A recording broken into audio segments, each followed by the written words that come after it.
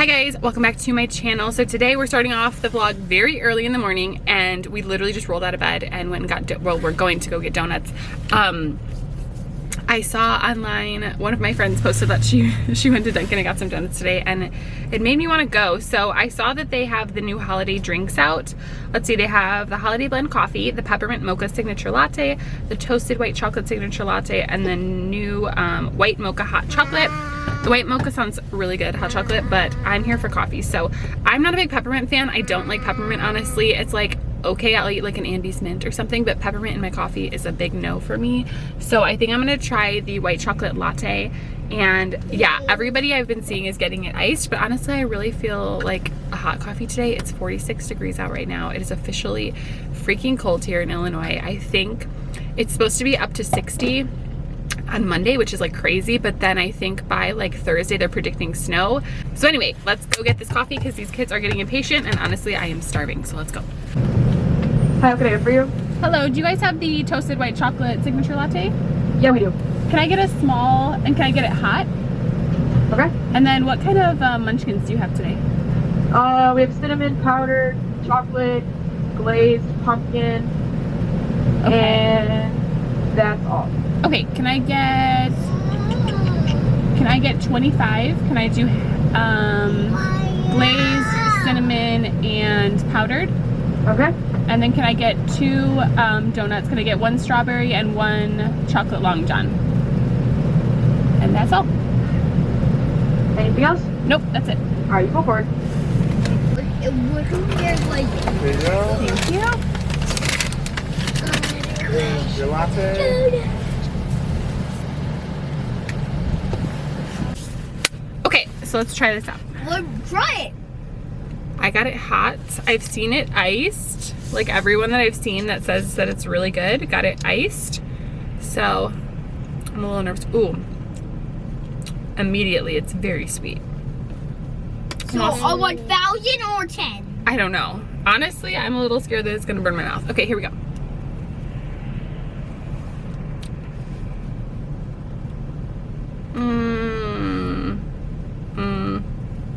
Well, 10? Is that 20? No. A 1? I think it's like a 2, honestly. I really don't like this. It's like, that was not what I was expecting at all. So, okay, I get a white chocolate mocha at Starbucks all the time, hot. That's probably my favorite hot coffee that they have there. So honestly, I was expecting it to taste somewhat similar to that. And it kind of does, but it kind of doesn't. I don't even know how to explain this to you. Like, it's very bitter. Like, it tastes like a Starbucks white chocolate mocha.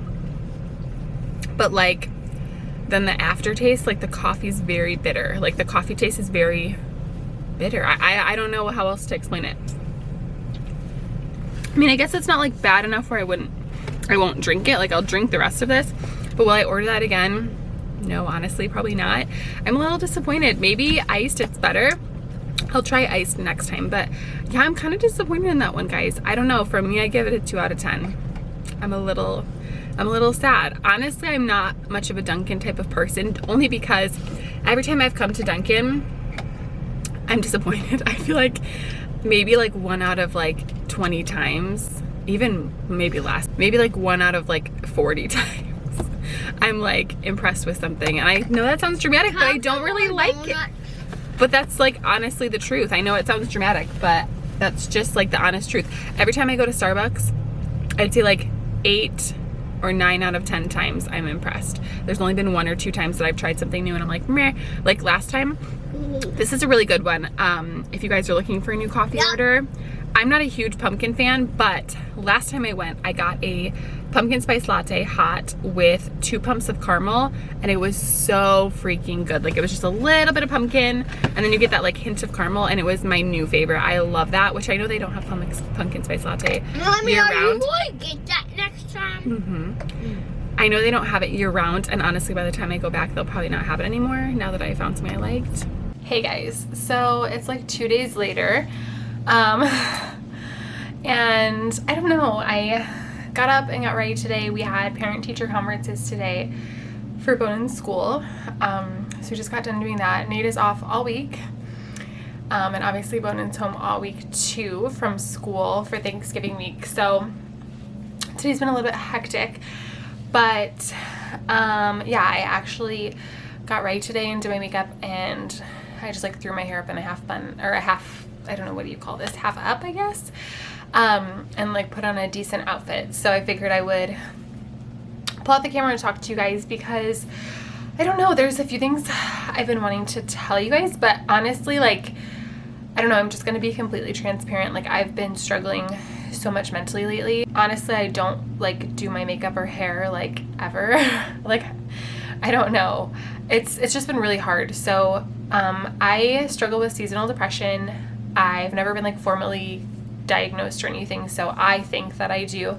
I've actually, honestly, like ever since I can remember, I've been kind of feeling this way, and I remember I was in high school, and I don't know if it was my mom or my sister, but one of them like brought it up to me. It was like, do you think maybe you could be struggling with seasonal depression? Like, have you ever looked into that? And I was like, huh. And once I looked into it, it all kind of clicked for me. So honestly, yeah, I've been like kind of feeling this way every winter since I can ever remember. But I live in the Midwest, and typically for me, I don't start really like struggling and kind of hitting it hard until right after Christmas. Like, I'd say like the week after Christmas, right around New Year's, is when it really hits me like hard. Like, I really fall off the bus. And until like April, it's a struggle for me. That's why like I really like Easter, because Easter for me is kind of like new beginnings. Like, I feel like that sounds dramatic. If you've never dealt with depression, maybe it sounds like extra dramatic or something, but that's like genuinely how I feel. Is like during my seasonal depression months, I kind of feel like there's like clouds over my face, like almost like when you're flying in a plane and you're flying through clouds. Obviously it's like very clouded and hazed and you can't see through them. And then Easter is like you finally are coming out of the clouds, and the clouds are parting, and you can see the sun, and the sun is a little bit far away, but you can see it, and it's like, you're almost there. And like I said, I feel like that sounds dramatic, but that's kind of the best way I can explain it, if you've never dealt with it. So usually November and December aren't too bad for me. I'm not going to say I don't struggle at all, but it's kind of like, I don't know, like I struggle with depression on and off all the time, but for me personally, it kind of goes in waves where like I'll really struggle with it for a week, and then I'll kind of like get past it and feel a lot better, and just kind of like goes back and forth. But during the winter, it's constant, and I have to constantly try to pull myself out of it and force myself to get out of bed, force myself to brush my teeth, brush my hair. Like, I have 2 young children, so I have to get out of bed. I don't have a choice. But it's a struggle every freaking day, and I don't know, like, I know there's so many of you guys out there that relate to this because you guys deal with it too, and like, I just feel like if people who don't have depression know how hard it is and how much energy it takes and how much drive and fight that it takes sometimes to pull yourself out of that hole and like just get up and brush your hair, or just like take a shower, or just go to work and like push yourself to take those steps, maybe they would have more empathy, because it's so hard sometimes. It's so hard. So anyway, back to the seasonal depression thing, I guess. This year it's hit me, honestly, like overnight. I felt like it hit me really strong, and it's hit me way earlier this year. We got really lucky this October, and we had a very warm October. We've had a really warm fall. Actually, it's been very sunny, or it was really sunny and really warm this year, and I was so grateful for that and so like happy. And October was a really good month. It was really crazy, but I felt like really good mentally. And then honestly, like the beginning of November came, and it just like boop, like just plummeted temperature wise, and it's been very, very cloudy here, and just like not good. And I felt it happen. Like, I genuinely felt it happen. Like, one day I was feeling pretty good, and then the next morning it was like I couldn't get out of bed. And like I said, my depression kind of comes in waves, so I was like, oh, maybe like this is just a wave, it'll last a few days, and you know, then we'll like be better. And it just didn't happen. So I think honestly, my seasonal depression is hitting me harder this year sooner because of the holidays. There has been a lot going on in my family dynamic this last year, like my family on my side I'm talking about.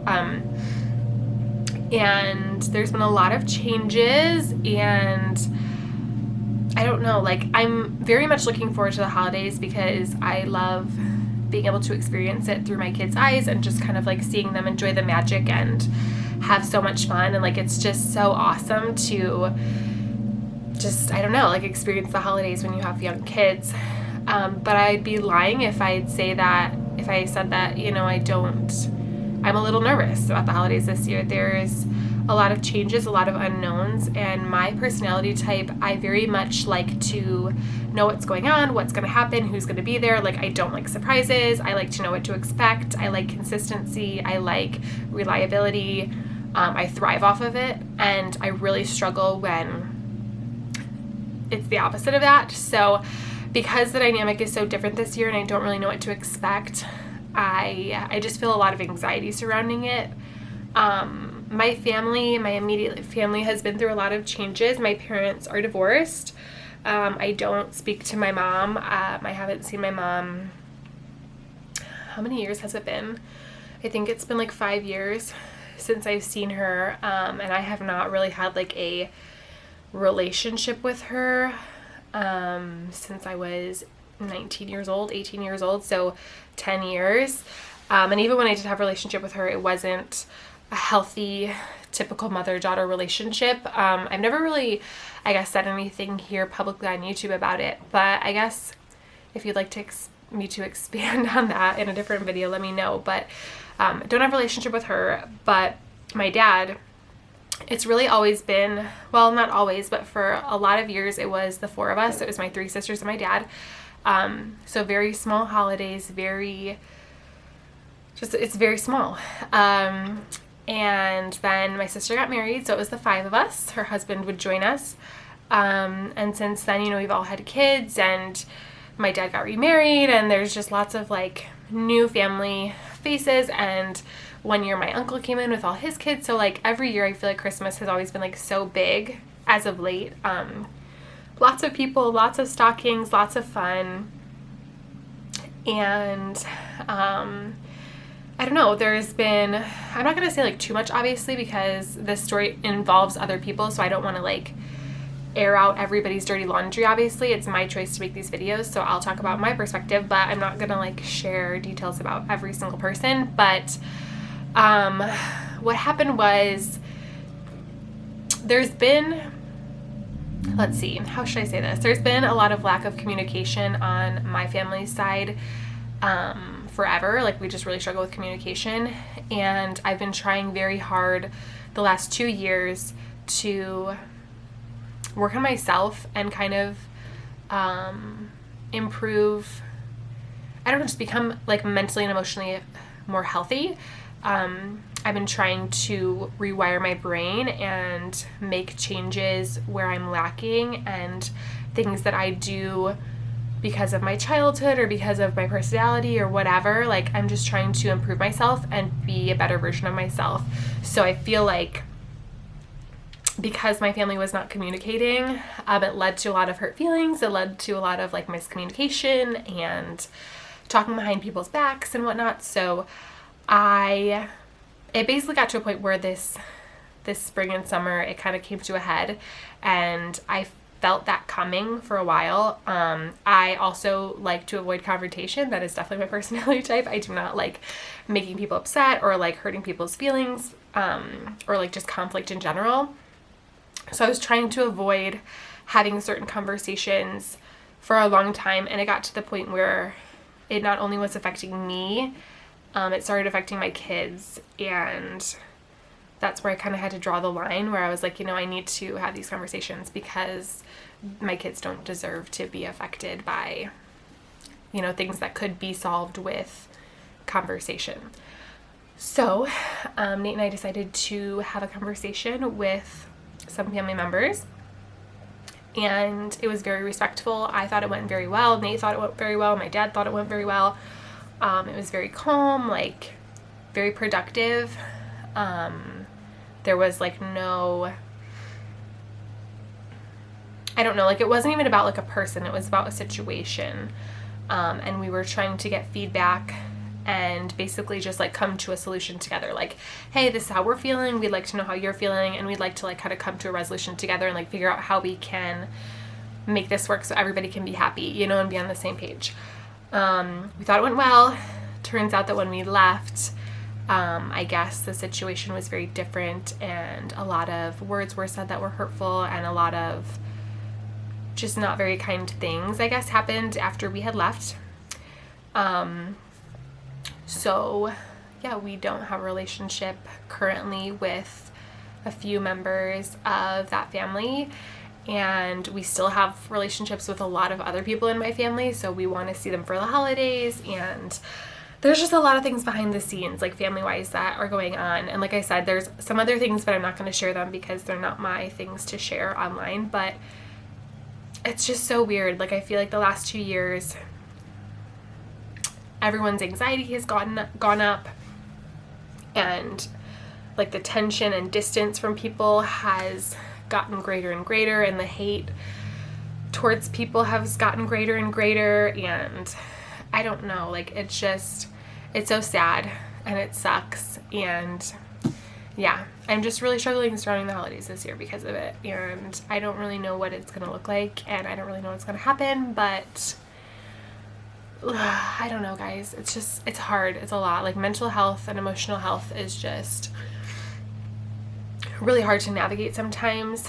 So I don't know, like I just figured I'd share this in case maybe you're not that excited about the holidays too, or maybe you're struggling with the holiday season or seasonal depression, because you're not alone. Like, I know it's really easy to feel like you are alone and like you're the only one going through it, or you're the only one not excited. Holidays are a really hard time for a lot of people. You know, maybe you've lost somebody this year, maybe, you know, you went through a divorce this year, maybe financially you're just in a different place this year. Like, there's a million reasons. Maybe you're dealing with health issues this year, you know? So the holidays can be really tough. So I don't know, I guess I'm just here to tell you, like, you're not alone, and hopefully we can get through this together. Hopefully brighter days are to come, and I'm sending you guys all my love. All right, what are we doing now? Play-Doh. Play-Doh. What are you making? What is that, a butterfly?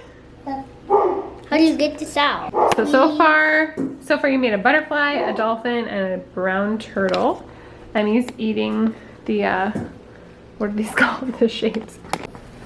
Emmy's actually coming around to Play-Doh lately. She used to not like it the first few times we tried it. She wouldn't even touch it. She was like super not into the texture of it. But lately she's been liking it, huh? The last like 2 or 3 times she's been actually touching it. Oh, this one's mixed up weird. What the heck? It's like black and brown and green and all sorts of colors in this one. Which one? This one, see? What's it called? It's supposed to be tan, but it's mixed up with a bunch of stuff. Ew, disgusting. That's so disgusting. Is it? But Make a star. look beautiful. Yours does look beautiful. Push it. Push.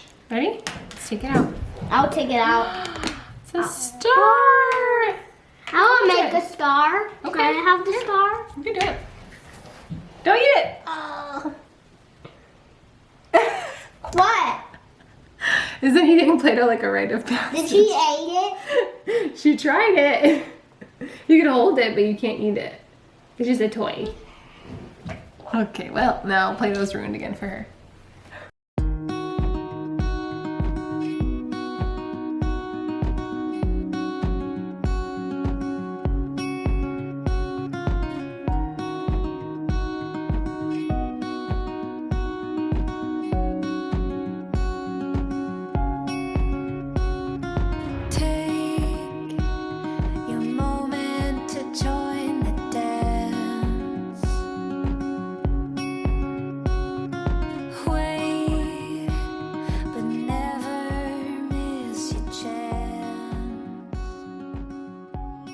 So, speaking of struggling with our mental health and me struggling and how I'm struggling, I figured I would share with you guys Something that has been actually helping me. So something that's been helping me is I actually cleared my Instagram of a lot of people that I was following. I went through my list and I deleted like half of the people I was following on my Instagram, a lot of like celebrities and just, I don't know, people that I felt like were not really doing anything positive for me. And I actually found an Instagrammer through a reel, I think it was, or maybe a TikTok, I think it was a reel. And her name is Tessa Romero. So I'm gonna like show you guys her Instagram name. I'll leave it below. Okay, so there's her Instagram handle. I'll leave it below. This is not like obviously sponsored. I have no idea who this lady is, but I found her on a like suggested reel and she's so amazing. She is a mom of 2 and her Instagram is positivity based. So basically about like switching up your mindset and how to change negative thinking, especially surrounding parenting and motherhood, into positives, and how you can change the way you speak to yourself in your mind and how it can help a lot. So I found her advice and her videos and her posts very helpful, honestly, and it's really nice to like just be reminded when you're opening social media and you're looking through it. Another Instagram account that I've been following for actually a while, and she helps me a lot too, is Our Mama Village. Again, I'll leave her below in case you want to check her out too. I can't even speak English. But she is a therapist, a licensed therapist for parents, and she actually has a few courses. I've done one of her free course, but I actually want to take some of her other courses and pay for them because she's amazing. Like another thing, she's just another account that's very positive, and she has a lot of helpful advice about like how to address things with kids, and also like not just parenting wise as far as your kids, like what you should be doing for your kids and how you can address certain things and important topics to talk to your kids about and things like that, but also from the parenting side, like if you're feeling triggered by this, like this could be why, these are some tips that can help you, here's what we can do instead. Like yelling, she just made a post about yelling this morning and me and Nate were looking at it and it was actually so good, like just advice about maybe why you yell. Obviously it's triggering something inside of you, and I don't like to use childhood as like an excuse to have bad behavior, but I do think it's very valid and very helpful when you can understand maybe like if you grew up in a household where your parents did yell, or maybe you felt out of control, how that can be a trigger and how your natural instinct can be to yell, even if you don't like yelling, even if it doesn't make you feel good, or you aren't trying to yell, that can be a natural instinct for you. And she gives you tips and tricks on how to actually change that and things you can implement to work on that and change that, which I really like. So I'm gonna link both their accounts down below, but I just figured I would share that with you guys. Parenting is really hard, and honestly I feel like most people have some sort of trauma or some sort of things that they kind of have to work through from their childhood. I personally grew up in a very abusive home, and I grew up with a very, like, I had no definition of what a healthy relationship should look like and what healthy parents should look like, what healthy parenting is in general. So navigating parenthood for me has been really difficult because I know what not to do, but I don't really know what to do and what the tools that I need to get me there, I guess, are. So following Instagram accounts like that really helped me, and they're really helpful for me to be able to learn and implement changes myself to become the parent that I want to be, and a better parent for my kids, and a better individual, not just parenting, but like, you know, me being a better individual for myself, a better partner for Nate, like everything. So they're great. I'm gonna leave them down below in case you guys want to check them out, and I figured I would just give, you know, a little positive add into this video, and you know, maybe they'll help you guys out too. So now it is time to start getting dinner ready. Tonight I'm gonna make flatbread pizzas. This is one of our favorites in our house, so I figured I would share with you guys because it's really cheap, it's really easy, and everybody in my family eats it, which is like always a win. You moms know, especially moms with picky eaters, whenever you can make a meal that everybody in your family will eat, it's like a huge win. So typically I make the kids like a regular pizza with red sauce and cheese and pepperoni, or Emmy, I just make cheese. And then for me and Nate, I do like a spinach artichoke chicken pizza, which is so good, but I don't have the spinach artichoke dip right now. So I'm just gonna make a regular pizza for us as well. And I'll have to show you guys how I make the spinach artichoke pizza one day because it's really, really good. It's my favorite. So I'm gonna get started on dinner and I'll show you what I'm doing.